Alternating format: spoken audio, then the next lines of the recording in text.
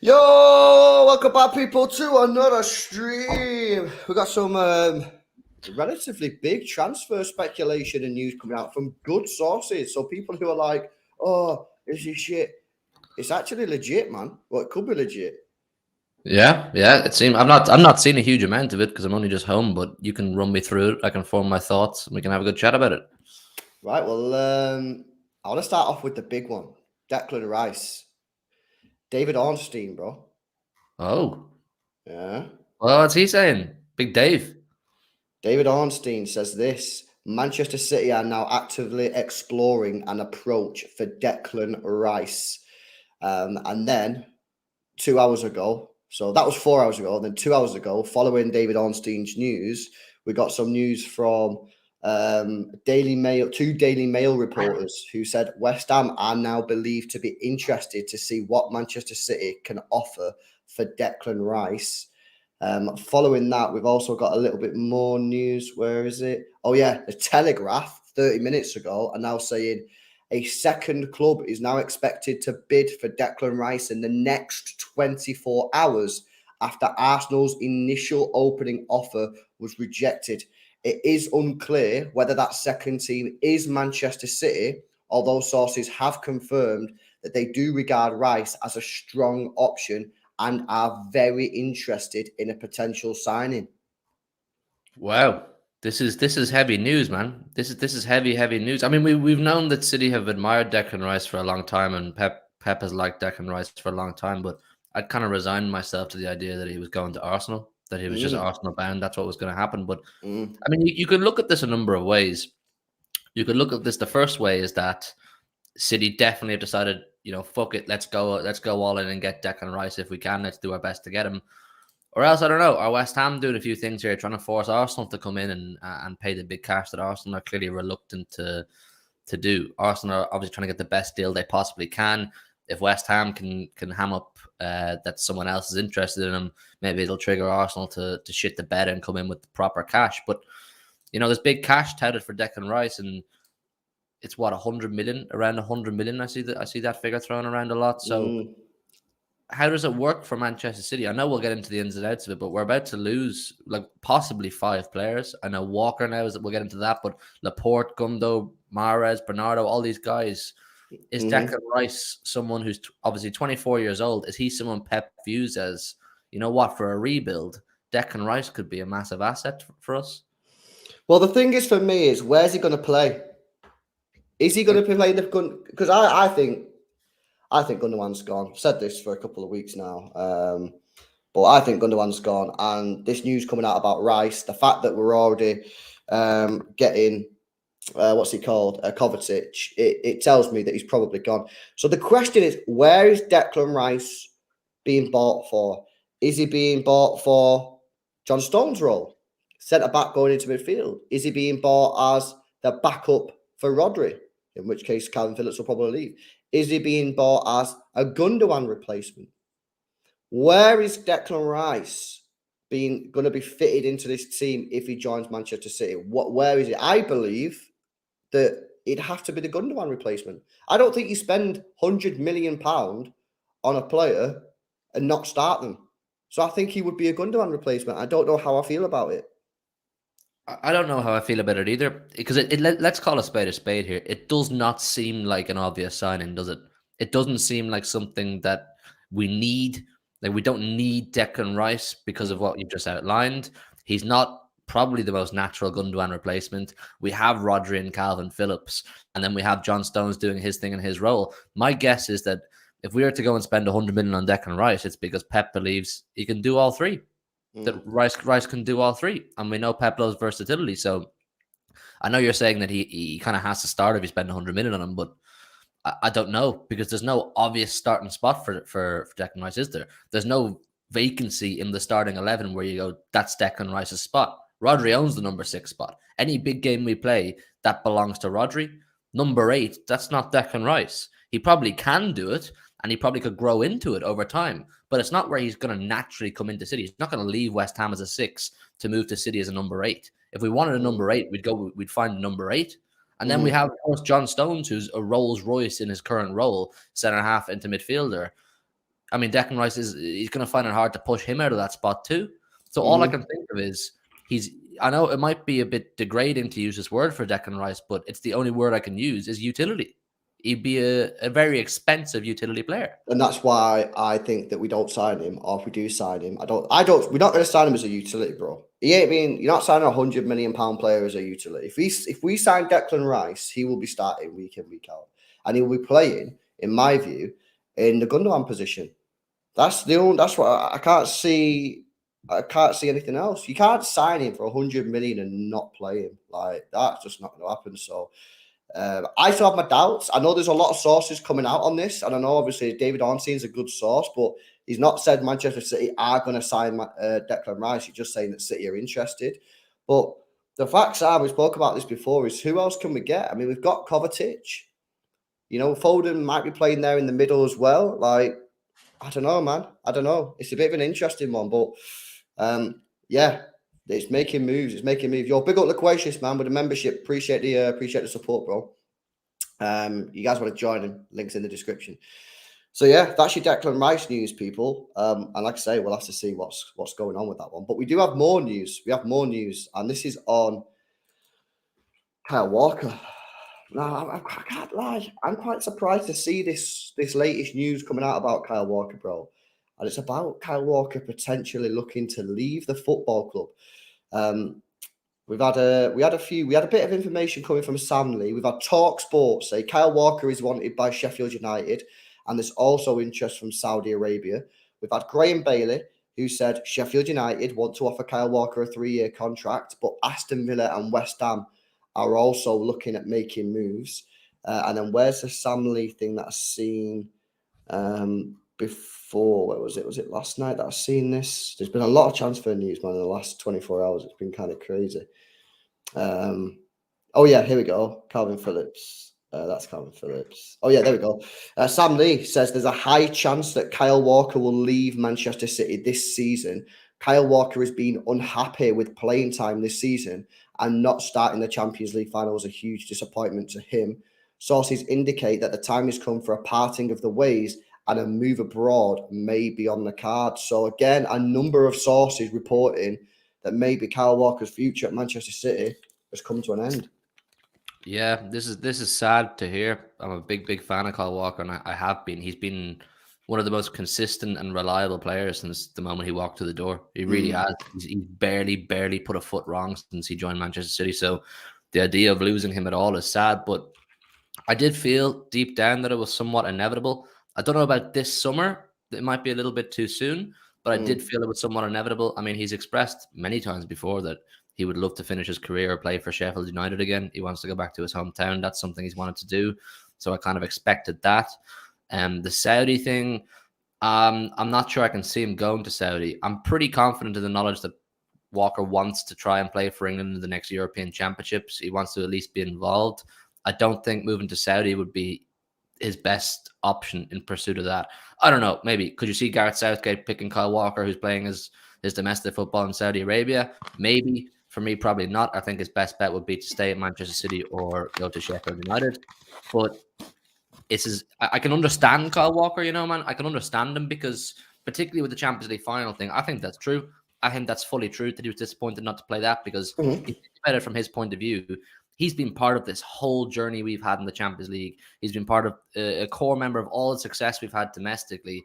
And as I've said to you before, I think we built up to that Champions League final for years and years and years. And he was obviously really important to that. So for him to not be involved in a way he would have liked or to start, it would have broke his heart. Whether you feel it was the right tactical decision or not, obviously we're not going to complain now because we won it. But for him to not be on the pitch and experience that would have absolutely broke his heart and would have felt like a watershed moment for him of maybe I amn't that guy anymore. Maybe I'm not the guy that Pep looks at for these games. And he barely put a foot wrong in the Champions League this year anyway. So he would have had a strong argument to play in that match. But yeah, I don't know, man. If we were to lose all these players, it's not good. This is Kyle Walker's minutes. So he played 2,764 minutes, 27 times in the Premier League. Look at some of the games. Missed quite a lot of the early Champions League through injury. In and out of the team. Did play both of the semi-final games against Real Madrid. And then obviously did come on at the end of the Inter Milan game. England City started off the season playing, then got dropped and obviously got injured, which was then out for some time. Found it difficult to get straight back into the team, but that's not unusual. And then pretty much look at this: 90 minutes, was playing fairly frequently. So he's played a lot of football. FA Cup, played the final, played all the games pretty much in the FA Cup, and the Carabao Cup, not too much, but I don't really think he'll care about that. You go to squad statistics, sorted by minutes played. Let me share this tab here. You got obviously Rodri at the top there, pretty clear. He's only, where is he? He's there. So he's not like way down the list. He's only got 1, 2, 3, 4, 5, 6, 7, 8, 9, 10. There's only 10 players above him in the list. So this is what we've, and I've mentioned this before in the past. I think actually Kyle Walker not playing a lot of football, it's a bit of a myth. When you look at the stats prove that actually no, that's not the case. 9 times out of 10 when Kyle Walker is fit, he starts for Manchester City and he plays. He didn't start the final, but obviously that was a tactical decision. Most of the other times he played all of the title running. He played the FA Cup final. So maybe, I don't know, man. I just get the opinion that is that actually true? You know what I mean? Is it true that he wants to leave? Is he not happy with the minutes? Yeah, he's obviously not happy with not starting the Champions League final. Who would be not happy with that? But he's played quite a lot of minutes, man. And the stats prove it. So I don't know. No, I know that. I just think the watershed moment for him, like I said, would have been the Champions League final. He's probably hurt by that. It probably bothers him that he didn't get to start that game, and I get that. But he's played a lot of football. I suppose maybe it's worded wrongly, saying that he's unhappy with the amount of minutes. Maybe it's more so he feels moving forward he's not going to get the minutes. You know, what is he, 32, 33? But what evidence is that based on, bro? He's only got a year left on his contract anyway. I know. I don't know. Maybe it's the way he feels that he's not going to be in favor, or that he's spoken to Pep or something along those lines. We don't know. I don't know. I mean, I would have thought he'd be pretty satisfied with the amount of minutes. Mathematically, he's played loads. Obviously, he just didn't get the big one that he wanted. So it's a bit of a surprise for me too. Just, you have to wait and see, I suppose. I mean, if you lose Kyle Walker, you got to go and replace him. I don't think he'll leave. I think if he does leave, he'll leave next summer on a free transfer at the end of his contract. I don't see why City would get rid of him. I don't see why he would want to leave. Again, why? He's played a lot of football. He didn't play one game, nor did Foden, nor did Mahrez. You know what I mean? Nor did fucking quite a lot of other players. You know what I'm saying? So this shit happens. You know what I mean? You played the FA Cup final. You played all of the title running. It is what it is, man. Big up to Italian Stallion with a super chat. Says Pep must have known that there will be consequences by benching him in the Champions League final. After his masterclass against Vinny Jr., Pep took a massive risk by benching him, and now Walker is thinking about leaving him. Well, if he's thinking about leaving off the back of one game, that's all I'm saying. I'm not even saying anything. I'm just giving you this weird look. Like. You're doing the Ancelotti, man. You're doing the Ancelotti eyebrow. Okay, bruh. You want to leave, bruh? You know what I mean? Like, what the fuck, man? Jesus. Big up John, mate. Says, we'll be having a full FIFA manager mode transfer window at this rate when we sell 5 or 6 players and bring in 5 or 6 to replace them at this rate, lads. Well, yeah, I mean, you know what's mad, yeah, is I thought this summer we was going to be in for a quiet transfer window. I thought, yeah, sign a winger, sign a fullback, sign a replacement for Laporte. Done.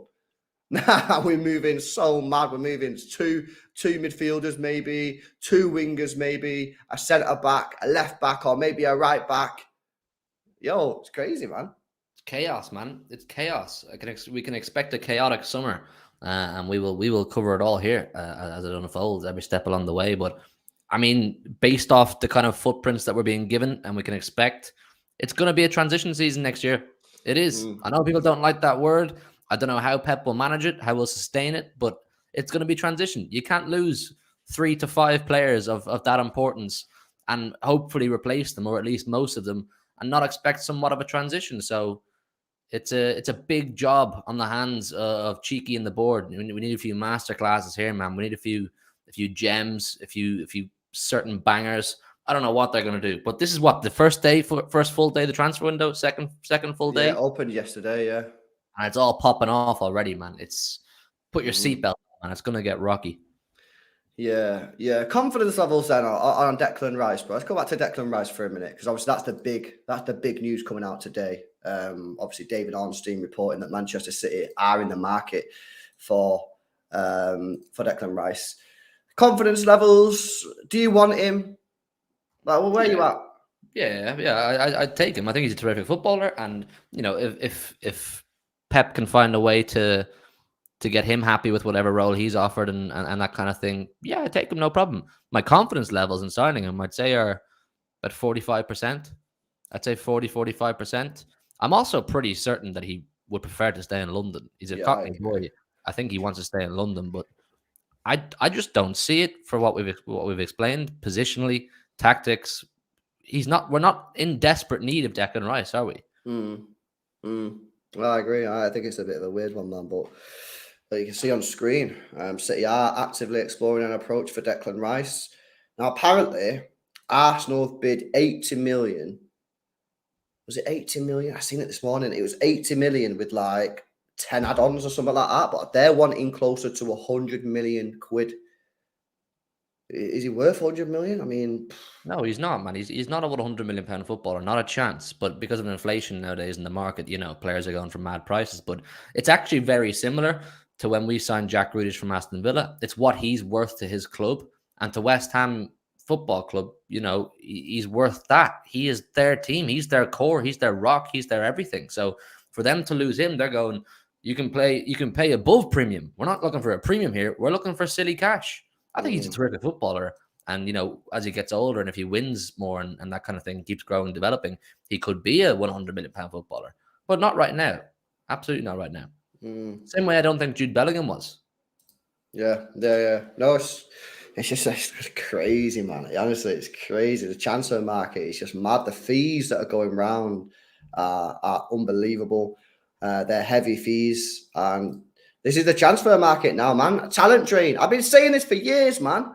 There's a serious talent drain in football. And this is the true reason why the transfer fees have gone wild, because average players are now worth 40 to 50, 60 million. Decent players are now worth 80 to 100 million. And world-class players, because there's so few of them around now, are now worth like 200 million quid. It's absolutely unbelievable. Well, you see, like last summer, man, when you saw players like Richarlison, who for me at Everton was mediocre at best. He was. He never blew me away. He never really caught my eye. He never did, other than the fact he had a bit of bite, he had a bit of personality. Richarlison never blew my mind. And he goes for 60 million to Tottenham. And he proved it. He only scored 1 goal in the whole campaign. The market's mad. And they're right. Giving the number 9 shirt.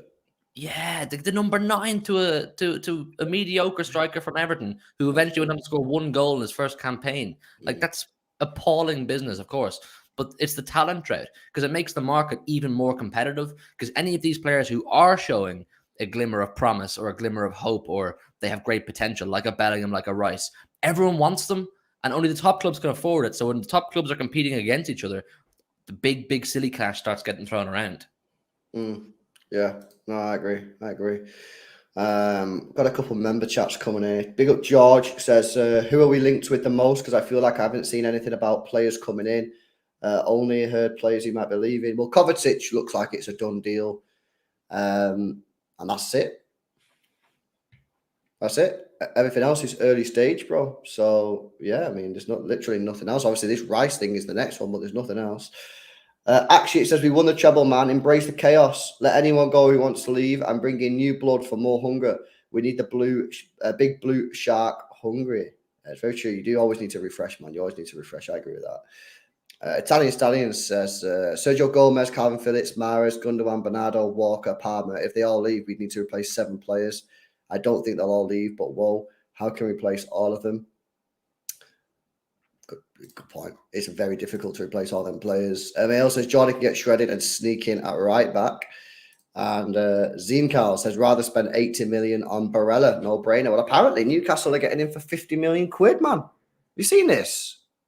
Yeah, I've always seen it. It's not as advanced as initially reported. Yeah, that's crazy, man. That's crazy. If they get in for 50 million quid, then that's, and Maddison, that's decent. That's good signings, man. So they're making moves.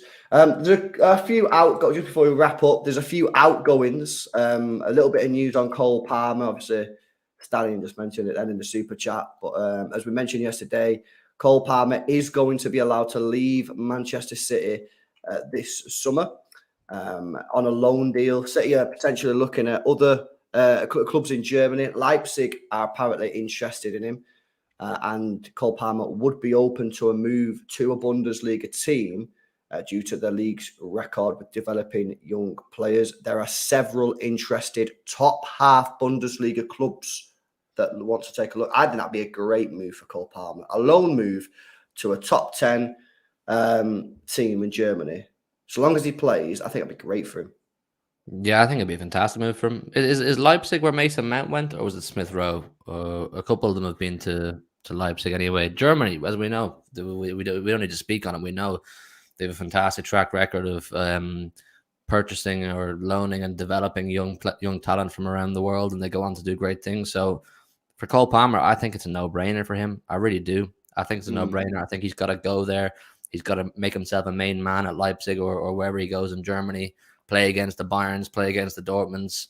maybe a bit of European football if one of the clubs in for him has that on the cards, and it'll help develop him, help harden him as a senior footballer, because he doesn't have that yet. He has not got any senior football experience properly. So, you know what? I'd say do it if I was him. I'd say he's strongly considering it.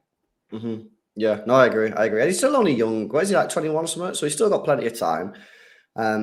Yeah, it's not had a great season this year, but it wasn't all due to his own fault. So let's see what he can do. I think I back the move. Let him go there. Let him cook. Oh, just another quick one, actually. Leicester City, this is 3 minutes ago from Fabrizio Romano. Leicester City closing in on the appointment of Enzo Maresca as the new head coach. Talks at the final stages. Details are now being discussed. Maresca is set to sign soon if all goes to plan. The Athletic apparently called this first. He is now prepared to leave Manchester City and Guardiola's staff. So one of Manchester City's head coaches, Enzo Maresca, is leaving. Another head coach leaving Manchester City, bro. What's going on here? I think it's a strange appointment from Leicester. I really do. If they're a club that are trying to get back up to the Premier League straight away, which no doubt is their priority for next season, Enzo, who his only first team experience at senior football level as the number one head coach was at what's it called? Is it Palermo in Italy? Yeah, it was the club that Buffon was at anyway, and he was sacked after 4 months. It really didn't work out for him. He came back to City, so it's a strange appointment. Celtic were after him too. They wanted him, but it looks like Brendan Rodgers is going to Celtic in the next day or two. Maresca did a great job with the EDS and a lot of our academy teams too, but I think it's a risk on Leicester's part. But they're probably thinking it's one of Pep's one of Pep's students kind of thing. So if you can bring in a bit of Pep Guardiola mentality with him, it could be good for them. But it's not what I would do if I was a championship club trying to get back up. I agree. Some more news here. Burnley have made contact over a loan for Manchester City's Sergio Gomez, as Vincent Kompany likes the left back. However, at the moment, the 22-year-old prefers to stay and try and impress Pep Guardiola during pre-season in an attempt to improve his Manchester City situation. I don't see that happening. I think he needs to leave on loan or sale and go play football. I just don't think he's good enough. It's not harsh. It's not being harsh. It's not being tight. It's just telling the truth. I don't think this guy's good enough for City. So just go on loan, innit? I said that. I agree. I've said that for a while, and I got a bit of stick for it from people in the chat. I just don't think he's a Man City standard player. But I mean, I like his attitude. I do like his attitude that he really, really wants to stay and fight for his place. And I said the same about Zinchenko when Wolves wanted him a couple of years ago. I said maybe the best thing for him would be to take that Wolves move and go and be the main man. And he said, "Nah, I want to stay and fight. I want to show Pep I'm worthy of a place in the team." And he did. He successfully did it. But what are the chances Gomez can do the same? For every one Zinchenko, there's 20 or 30 failures. But for me, I would let him go. I would say go and take your loan move, maybe put an option to buy on it as well, and go cook where you're a main man. I agree. Big up to Stallion, another super chat, by the way. I think it's like the third of the stream. Said, what will happen if Rice is the next Calvin Phillips? Rodri will die. My man playing another 60 games this season is suicidal. By the way, Rodri's playing again tonight against Italy. I'll pay Rodri to go on holiday. Well, surely he's not actually going to start tonight. I'd be very surprised if he started. Surely he needs a rest. But then again, it has been like 4 days. I know. I think Rice is better than Phillips anyway. So I don't think that would be an issue. It's just a case of Rice wouldn't do what Phillips is doing now, which is sitting on the bench all season. Rice wouldn't like that. Rice wouldn't do that. It's too good. Yeah, so, Rice is more of a guaranteed hit than Calvin Phillips. He's too good, Declan Rice, and we've seen it enough, man. We know how good Declan Rice is. I'm just thinking about that thing, like with Rodri. We know how important Rodri is. Are City willing to go and pay 100 million for a guaranteed hit as essentially a backup to Rodri, but also semi-utility, on the basis that keeping Rodri as fresh as possible and not overrunning the guy? Is it worth paying 100 million? Yes, but he's not going to sit on the bench. So you're going to have to play him. So you'll have to play him in the Gundogan situation. What you have to do is you have to say, right, you're playing in the Gundogan role, and then every now and again, when I have to rest Rodri or if he gets injured, you'll play 6, and Kovacic or Foden will come in and play your position. Yeah. You're not going to be able to sit him on the bench. He's 24. He's hot prospect. His England career is going well. Everyone's raving about it. Everyone's talking about what levels can he get up to. He's done well at West Ham. He's won a European trophy. How good can this guy be? Can he become a world-class player? He's not going to do that if he's going to sit on the bench. So it's a big, big call for him. And I just don't know whether or not he'd be good enough in that Gundogan role because Gundogan is so good in that position. I don't know. Well, you could also factor in he can rotate with John Stones. So you're saying he can either start as an 8, he can rotate with Rodri, or he can rotate with John Stones. John Stones, as we know, who unfortunately is quite injury prone as well. Stones is guaranteed to pick up 2 or 3 injuries a season. So there is quite a bit of football there for Declan Rice. It's an interesting one. We'll have to see what happens in it. But yeah, Declan Rice. What's going to happen there? Let us know your thoughts in the comment section below. Hopefully, you guys have enjoyed the big transfer update today. If you've only just joined us, scroll back to the beginning. You can watch the whole thing. We'll be back again later on with another stream. But in the meantime, people, peace out, man. Kiss it a bit.